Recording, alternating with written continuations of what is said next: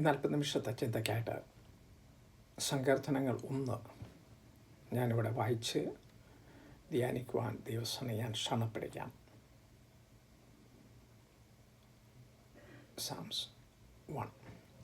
ദുഷ്ടന്മാരുടെ ആലോചന പ്രകാരം നടക്കാതെയും പാപികളുടെ വഴി നിൽക്കാതെയും പരിഹാസിയുടെ ഇരിപ്പിടത്തിയിരിക്കാതെയും യഹോവയുടെ ന്യായപ്രമാണത്തിൽ സന്തോഷിച്ചവൻ്റെ ന്യായപ്രമാണത്തെ രാപ്പകൽ ധ്യാനിക്കുന്നവൻ ഭാഗ്യവാൻ.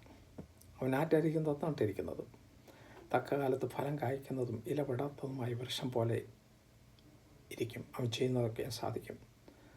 ദുഷ്ടന്മാർ അങ്ങനെയല്ല, അവർ കാറ്റുന്ന പതിർ പോലെ അത്രേ.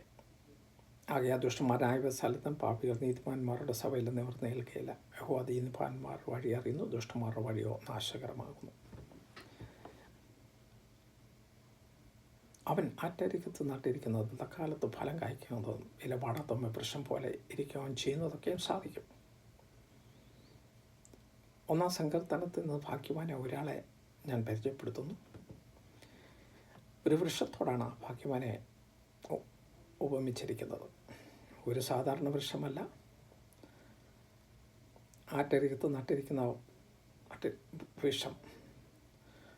ആറ്റരികത്ത് വളരുന്ന മിക്ക വൃക്ഷങ്ങളും വെള്ളത്തിലൂടെ ഒഴുകിയെത്തിയ വിത്തുകൾ യാദൃച്ഛ തീരത്ത് അണിഞ്ഞ് കിളിർത്ത് വളർന്നവയാണ്. എന്നാൽ ഈ വൃക്ഷം അങ്ങനെയല്ല, ഇത് നട്ടിരിക്കുന്ന വൃക്ഷമാണ്. നട്ടിരിക്കുന്ന വൃക്ഷമാകിയാൽ ഇതിന് നട്ടവനുണ്ടെന്ന് കാര്യം ഉറപ്പ്. അതെ, ഈ വൃക്ഷം അനാഥനല്ല, അതിനൊരു ഉടമസ്ഥനുണ്ട്. നട്ടവൻ്റെ നോട്ടം ഏത് നേരത്തും ഇതിന് സംരക്ഷണം ഉറപ്പാക്കുന്നു. ഈ വൃക്ഷം തക്കാലത്ത് ഫലം കായ്ക്കുന്ന വൃക്ഷമാണ്. ഒരു വൃക്ഷത്തിൻ്റെ വേരുകളും തടിയും ശാഖകളും ഇലകളും എല്ലാം അതിൻ്റെ നിലനിൽപ്പിന് അനിവാര്യമായ ഘടകങ്ങളാണ്. പക്ഷെ ഫലം കൊണ്ട് ആ വൃക്ഷത്തിന് യാതൊരു പ്രയോജനമില്ല. ഫലം മറ്റുള്ളവർക്കുള്ളതാണ്.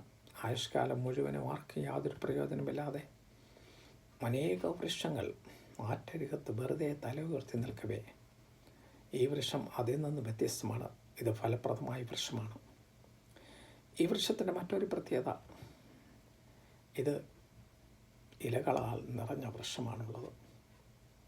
യഹോവയിൽ ആശ്രയിക്കുകയും യഹോവ തന്നെ ആശ്രമായിരിക്കുകയും ചെയ്യുന്ന മനുഷ്യനെ ഭാഗ്യപറ്റി ഇരമ്യാവ് ഇപ്രകാരം പ്രസ്താവിച്ചു. അവൻ വെള്ളത്തിനരികെ നട്ടിരിക്കുന്നതും ആറ്റരികെ വേരുത്തിരിക്കുമായ വൃക്ഷം പോലെയാകും. വൃക്ഷം തട്ടുമ്പോൾ അത് പിടിക്കുകയില്ല. അതിൻ്റെ ഇല പച്ചയായിരിക്കും. വരൾച്ചുള്ള കാലത്തും വട്ടം തട്ടാതെ ഫലം കായ്ച്ചുകൊണ്ടിരിക്കും.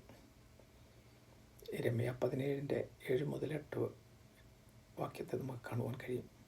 മനുഷ്യ ശരീരത്തിൽ വട്ടം തട്ടുന്ന ഒരേ ഒരു ഭാഗം മുഖമാണ്. ഹൃദയം ക്ഷീണിക്കുമ്പോൾ മുഖത്ത് ആ ക്ഷീണം പ്രതിഫലിക്കുന്നു. പക്ഷെ ദൈവം ആത്മനദി തീരത്ത് നട്ടിരിക്കുന്ന വൃക്ഷത്തിന് വിപരീത അന്തരീക്ഷം ഒരു വിഷമയമല്ല.